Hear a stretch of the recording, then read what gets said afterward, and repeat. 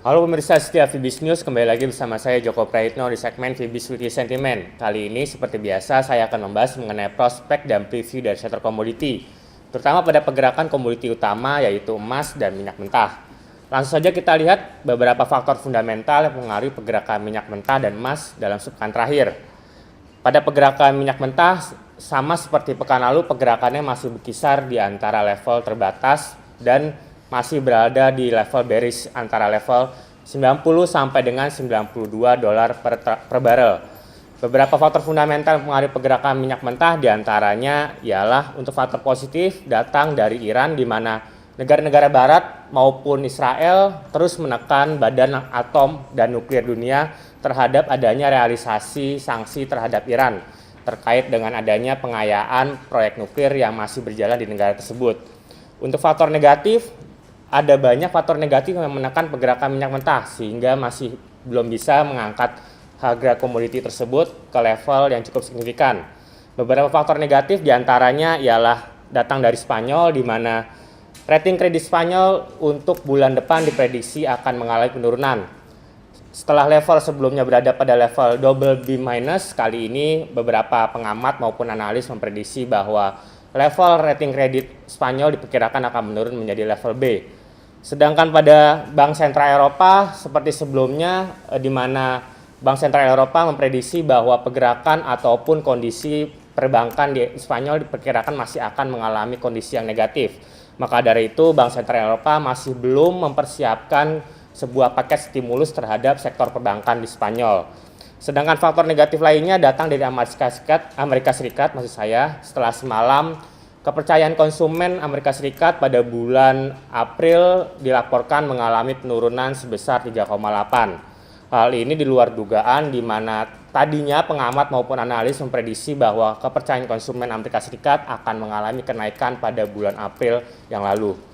Sedangkan untuk analisa teknikal pada minyak mentah, kondisinya masih berkisar pada level yang terbatas. Seperti kita bisa lihat pada chart berikut, data relative strength index masih bergerak pada level negatif antara level 20 sampai dengan 30. Hal ini disinyalir akan memberikan sebuah kondisi di mana minyak mentah masih akan bergerak terbatas sampai dengan akhir pekan ini. Kisaran logis bagi pergerakan minyak mentah diperkirakan akan berkisar antara level 90 sampai dengan 93 dolar per barrel.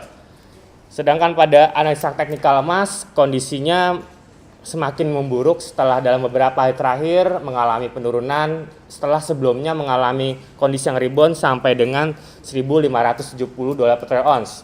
Beberapa faktor negatif terutama pada sisi fundamental cenderung mengalahkan sisi positif bagi kondisi yang terjadi pada sisi teknikal. Maka dari itu, kisaran logis bagi pergerakan emas dalam beberapa hari ke depan diperkirakan akan masih bergerak negatif di antara level 1.530 sampai dengan 1.550 dolar per troy ounce.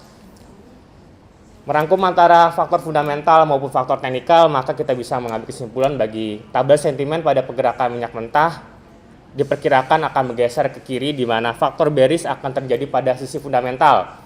Setelah sebelumnya bergerak cukup positif baik antara sisi fundamental maupun teknikal di sisi kotak nomor 1 bullish, diperkirakan minggu depan akan diprediksi akan bergeser ke kiri, di mana kotak nomor 2 bagi sisi bearish pada fundamental akan cukup signifikan.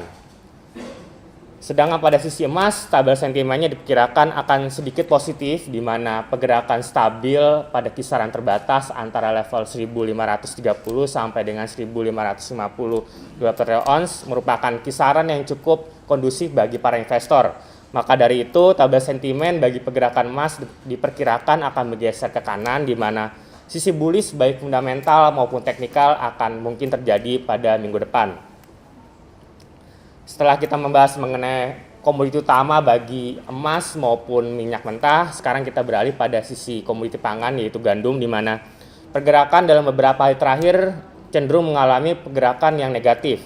Hal ini disebabkan bahwa kondisi cuaca kering yang terjadi pada beberapa negara baik Rusia, Amerika Serikat maupun Meksiko cenderung akan berakhir pada minggu depan.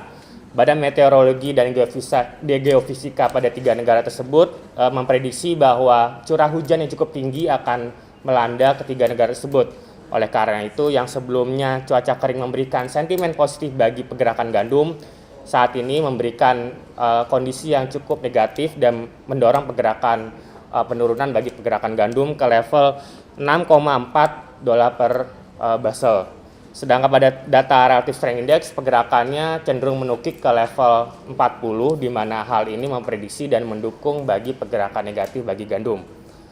Demikian penjelasan dari saya mengenai prospek dan preview dari sektor komoditi baik emas, minyak mentah maupun gandum. Sampai jumpa minggu depan di segmen yang sama. Salam Fibis.